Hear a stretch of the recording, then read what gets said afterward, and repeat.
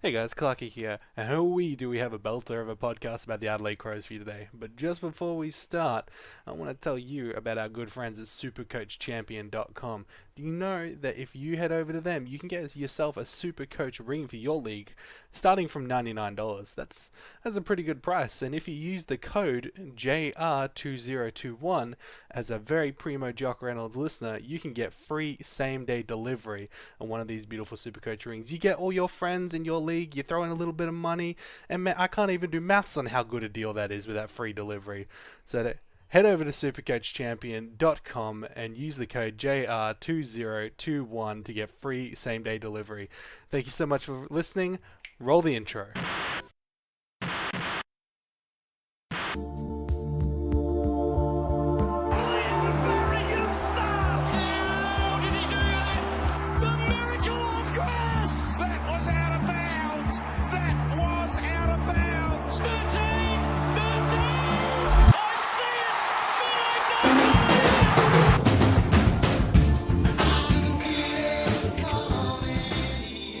Hello, community, and cutting off patch. Sorry, I was trying to do another funny thing. That'll teach me. Never do a funny thing again. We're still rolling. Let's do it live. Good evening, community. Good morning, good afternoon, wherever you are. My name is Clarky, and you're here with the Jock Reynolds Pocket Podcast for the wonderful Adelaide Crows. I have with me two of my favorite people on this planet. I've got Petch. Hello, it's me. Beautiful. And we've got our one and only, our everything Adelaide Crows man, Barron. I'm going to talk like a normal person and say thank you for having me. It's nice to be here. It's wonderful to have you both here. So we're going to take you through our locks, our knocks, our bolters, and whatever other headings that you've heard us do in all of the previous podcasts. Drill. We know the drill. We'll probably start it. You probably know the drill better than we do at this stage, community. So I think we'll get rolling with our locks. Petch, I'm going to throw it to you. Who have you got locked in from the Adelaide Crows? Rory Laird. That's it. That's send tweet. Rory Laird, good at football. Hashtag more midfield minutes. More midfield minutes. But actually this time they proved it at the back end of last year, and he went bonkers with from round 13 onwards, 120, 102, 122, 136, 108. Sign me up. Yeah, absolutely. I don't think you can go past Rory Laird. Unless, of course, you're, maybe Barron. Do you have somebody else for your locks? No, I think Patch has copied my homework there. Agree with him completely, 100%.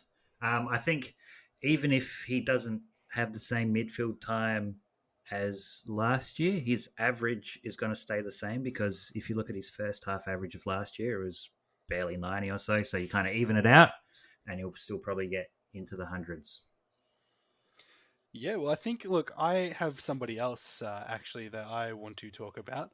But look, I do think Rory Laird is a very valuable pick, especially, like you guys said, he has the track record on the back end of last season, and he's an important part of that midfield group now. But I want to talk about one M. Crouch. No, not the one playing for St. Kilda, the one playing for Adelaide. I think 110 average at the back end of last year. But he came storming home from probably about round 12 onwards with, 132, 133, 162, 148, 105. It's looking pretty nice. I mean, he got dropped, I think, during the year because he wasn't playing well. And if that's not a kick up the backside, I don't know what is. Yeah, I think it was about round 4 or so, really early in the year, that he got dropped. But I think he's a good choice for a lock. I think his issues and a lot of the team's issues were more about not understanding what they needed to do. And once it started clicking for him towards the end of the year, you started seeing what they were really capable of. Now, look, Clarky, you've had a lot of flame on these podcasts, and I'm going to make a consent effort not to flame you for Matt Crouch as a pick. No, you know what? It's an important part of the conversation, I think. Flame on. I just don't see, he'll be good. He'll be okay. He'll kind of outperform. No, will he outperform his price point? I don't know. He'll be middling in terms of like those SuperCoach primos, and I feel like you'd rather go up to a more expensive Neil McRae Zeret etc. Or you'd rather go down to a Rao, Cripps, Walsh. He's not a bad pick. I just think there are other picks that kind of outweigh him as being kind of a lockish kind of player. I don't know. We're squibbling on technicalities here, but No, I understand what you're saying, and I think it's a very important point to make. He's in, if we were talking boxing, he's in a very difficult weight class, I think, at 594K. Um, Currently, in my current, it doesn't date the episode, and it's probably already thrown in the trash, but my current version of my team does have him at M4. Just because it's these little bits of you got to squeeze every penny, and he's somebody who could offer just a touch, like a sprinkling of value. maybe. But enough about Yeah, my poor picks. potentially. I mean, yeah, he's a good player. I feel like there'll be a point during the year where we can get him a bit cheaper. I'm not loving the idea of locking him away. And the last couple of years he's averaged 101, 103 as well. Is there the chance that he reverts back to that? I would rather wait and then pick him up mid-season and be proven wrong on starting him than to start him and then miss out on an Oliver or someone because Crouch is in that spot. But we're getting a bit fiddly. It's not a flame. It's just like a No, it's an important point. I think it will be a point of difference if we bring that one in. He's currently owned by 2.8%, so he's not high ownership at all. So probably one you'd pick if you just want to be different. Yeah, I do like being different, and being different like everybody else is what makes me special. But moving on, we're done knocking Matt Crouch, but Barron, have you got any other knocks for SuperCoach selection? Yes, so my knock this year is Tom Lynch, just because they've got a lot of players up forward and it's not an even mix in terms of tools, smalls, quick, slow, marking power. So I think he is one who could potentially miss a few games every now and then just so they can give the youngster another chance rather than, bringing them back and forth. So just for that reason alone, I wouldn't pick him. Yeah, that's fair. Clarky, what are you knocking in this Adelaide side? So it's a very minor one. It's more of a reflex check rather than a knock. But I think I kind of want to just see Rory Laird in that midfield one more time. It's not to say he's currently in my side and I probably don't see that moving, but at the same time, the biggest concern I have is, if he fires and he's still got all those midfield minutes and he's still going that 100 plus range, he's absolutely fantastic, especially as a defensive pick or even like a very like an M5, or M4. But the problem is for me is that if he reverts back to that defensive role, I kind of only see him averaging between like 95 and maybe a little bit lower, which is kind of, I would rather just pick Tom Stewart, say, over Rory Laird if I was just wanting someone consistently to see around that 100 mark. Yeah, that's fair. That's fair. And that Adelaide defence is kind of a bit up in the air, like a lot of defences at this time of year. My knock's Wayne Miller, just simply because we don't know his role yet. We haven't seen him put it together on a back flank before. I'd rather just kind of wait. And then if he looks like a good pick, if he starts doing a Jordan Ridley from last year, then I'll jump on board. But I don't particularly want to start him. I just don't see it at this point in time. Okay, well, I think if we move on then to our bolters, not Noah bolters, just regular bolters. No. I want to throw one out to you guys. I think as a bolter for the Crows, one ROB, Riley O'Brien. I think as a sole ruckman in the Adelaide team, and if the midfield for the Crows does pick up and he's got a lot of really confident, really reliable people around there, I think Riley O'Brien can definitely probably push himself up to that upper echelon of ruckman. Maybe not to a Gawn or a Grundy kind of level. If you're picking him, you're probably picking him to keep him. You're not going to be looking anywhere else. But I think he's probably one of the few newer ruckmen who can really push to that upper echelon. He has potential, and he's has the advantage of you always know he'll be the number one ruck, and at a minimum he's going to ruck 90% of the time. Just that the only problem with it, obviously, is if you pick him, you're not going to have Grundy, yes. Grundy. So you basically have to decide if you want those two or you don't. So I think most people would probably want those two, though. Yeah, and yeah, Barron, you've said it very clearly, and for that reason, Clarky, not to flame you, but Riley O'Brien is my trap for the Adelaide Crows, because while I think he's a good prospect, he's a good player. I was saying to Barron before, he's only played 37 games, and he's already pumping out really good numbers, really good performances. But I don't know if he can take that next step without adding something else to his game. And he doesn't really have a whole bunch of contested marking. He can't kick to save his life.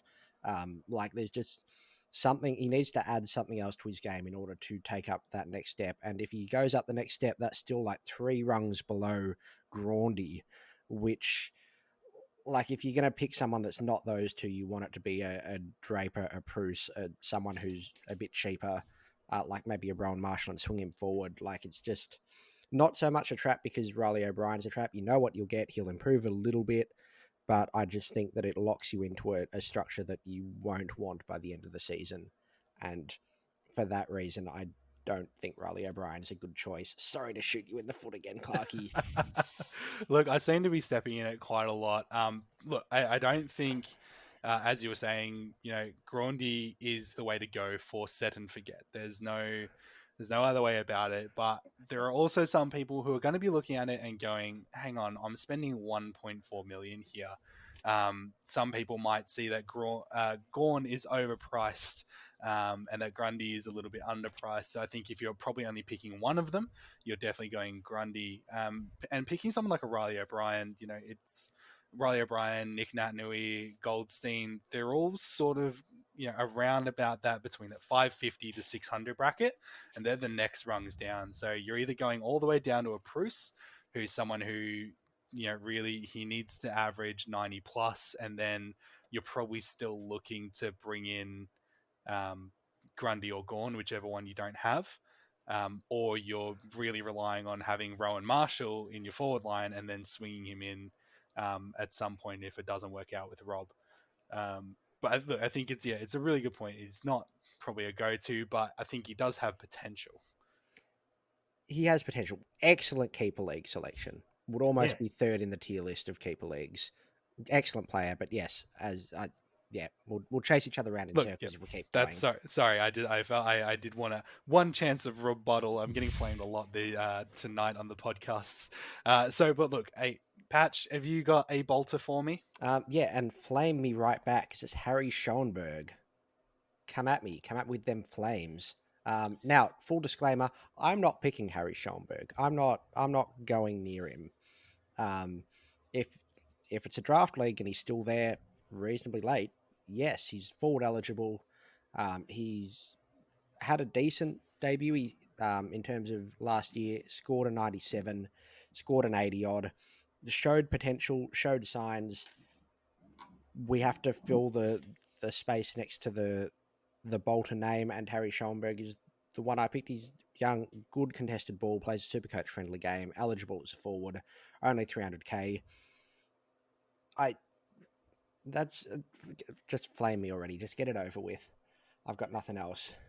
Barron, I'll let you take this one. No, it's one of those ones where it's like it's a 50-50 bet, really, that he definitely has the potential to come out of the gates scoring decently. But I think of the midfielders they will bring in terms of if they start running more numbers through, he's probably going to get the least amount of that.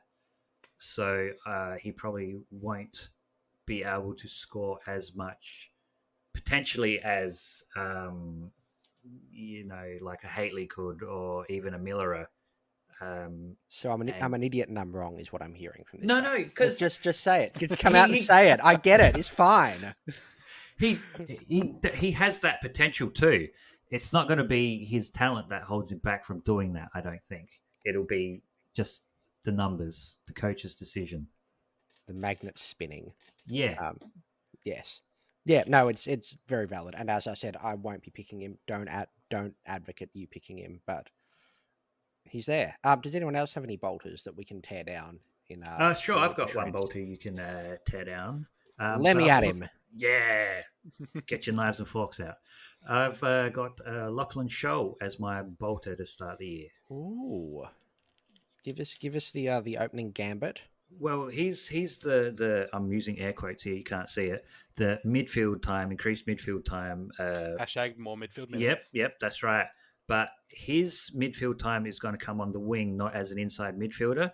So they're less likely to, when they run the numbers through the midfield, it'll be more through as the centre bounces at the coal face, getting the taps, and the wingman will stay pretty static. So I think he's one who could have a consistent midfield role on the outside of the contest, which isn't the friendliest SuperCoach way. But you can see from watching him last year, he can run, he can bounce, he can kick goals. So he could When you pop say off he with can a bounce, is this talking about well, his both buoyancy? as Like, imitating a can he? kangaroo, he could bounce like that. He could Yeah, also bounce the football on the ground and what pick it about up again what if I about if was we clearer. what about if we throw Lockie Scholl at a wall? Does he then bounce back Yes, like a very much basketball? like a Super Bowl you would buy as a youngster from one of those vending machines. He will bounce Yes. right back. I mean, that's 3 types of bouncing. You've got me Yeah, sold, yeah, Clarky. exactly. Look, I mean, I'm struggling to come up with a reason why that's not a good look at him. And this is much like Patch's one. I wouldn't pick him in Supercoach. Maybe in a draft league, I would pick him late if he's available. But, no one, well, very few players bolt out of the gate averaging 100. So, Yeah, definitely showed signs last year when he was Yeah. nominated for 2 Rising Star nominations 2 weeks in a row. Ha. that's right. Ha ha ha. That's how I remember it. That's definitely how that happened. Speaking of, sorry, Clarky, did you have any bolters?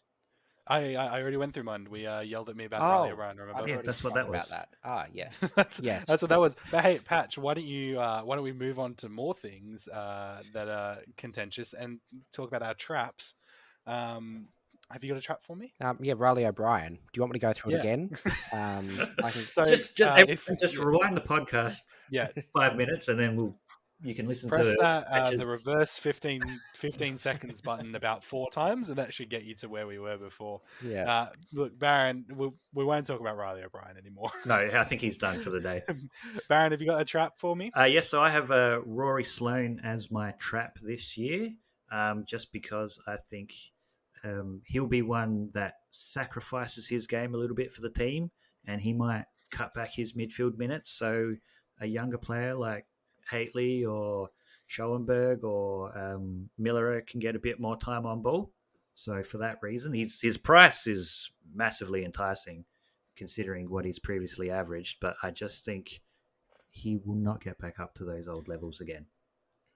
Yeah, I think I can agree with that. I think around his price, I'd probably be more inclined to pick up like a Ben Cunnington if I was looking for someone around that 400 mark, or even probably just spending a little bit more and getting, Matt Rao, Boston's favorite son. I appreciate that. But hey, look, we're speaking of traps, and you did mention his name before. Wayne Miller is my trap. Mostly because I think he falls apart like your prized Millennium Falcon Lego in the hands of a 4-year-old. I don't trust the body. He's had rarely a season in recent memory without some kind of injury effect. It's a hard, I don't think people who are picking him are really, they'll use that rule of no, he's got his body right this year, but probably won't play that rule for somebody else. And for me, it's, I'm doing exactly that in some of my picks. Yeah. So Yeah, agreed. Agreed. And yeah, we haven't seen him do it before as well. So No. there's you're taking a risk on someone who's been injured a lot, and we don't know if they can do the thing you need them to do. That's just 2 strikes is like 1 strike too many. Yeah, definitely. I think if he was like a racehorse and you're putting your money on him, you're probably getting 50 to 1 odds that he comes through for you, which... I like those odds. Yeah, if you're desperate, you would go for it, but you probably shouldn't be that desperate this early in the year. Yeah, if it pays out, it's great, but he has real potential to hurt you, I think. Yeah. But let's talk about nice things. Who have we got as some breakout opportunities? Definitely got to be some within these Adelaide Crows, Patch. Jackson Haley. Barron, Jackson Haley. Clarky, Jackson Haley. Yeah, that was an easy one.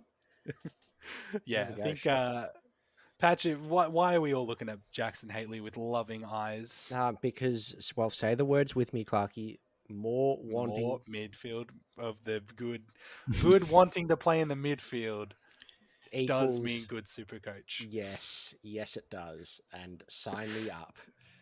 Sorry, I was going for something else there. That's right. We got there in the end. Yeah. He's good wanting to play midfield. That's why he wrangled the draft. Like good, not wrangled. What's the word I'm looking for? I don't think any of us know what you're looking for, Patch. Yeah, good manipulation of player agency movements equals good wanting to super coach. Good wanting to manipulate player agency movements equals good super coach scoring. That might be the first time those words have ever been put in that order before. I'm not sure if it made any sense or not, but look, I mean, if they have been put in that order before, it was by someone having a stroke. So, Barron, can you dig us up out of this hole? Well, I think Haley is the breakout because if you look through the midfield numbers for the year for the Crows, they started off rotation heavy, and as the year progressed, they cut that back. So if you look at the last 5 weeks of the year when they performed their best, so round 13 they had 6 midfielders, round 15 they had 4, round 16 they had 4, round 17 they had 5, round 18 they had 4. So in that round 13 game where they had 6, you're including Keys and Schoenberg who had 1 centre bounce attendance. So basically you had 4 midfielders at the coalface, which was what you're saying is Laird. Schoenberg's a good pick. That's what I'm hearing here. Schoenberg, yes. He got a centre bounce once, yes. Yeah, baby. And then in the round... Scholl get?